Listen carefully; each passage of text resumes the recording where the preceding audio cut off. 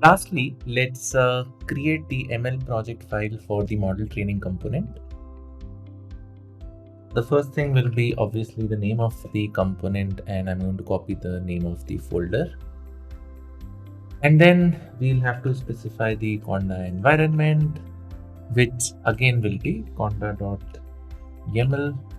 And then we'll have to define our entry points. And can you guess how many entry points we might have? Again, we'll only have one entry point in this case, which is main. And then we'll define our command line parameters. And for that, let's just open our run.py file in a side-by-side mode. Let us see what command line arguments we have. We have xpath, and its type is going to be a URI because we are sending in S3 paths. Then will be ypath. Again, the type will be URI. And then we have some hyperparameters. Let's quickly make a note of them. We have max depth, and its type will be float. We have n estimators.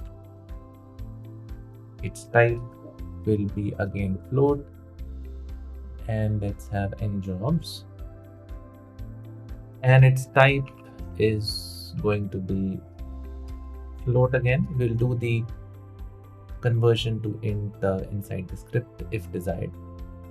Let's just close this, and the next thing we'll do is we'll have to specify the command,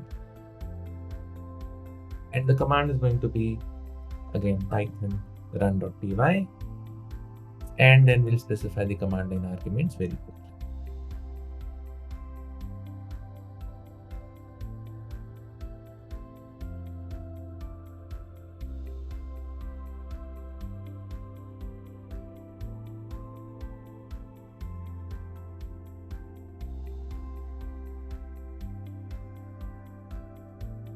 So this completes the refactor for our model training component as well.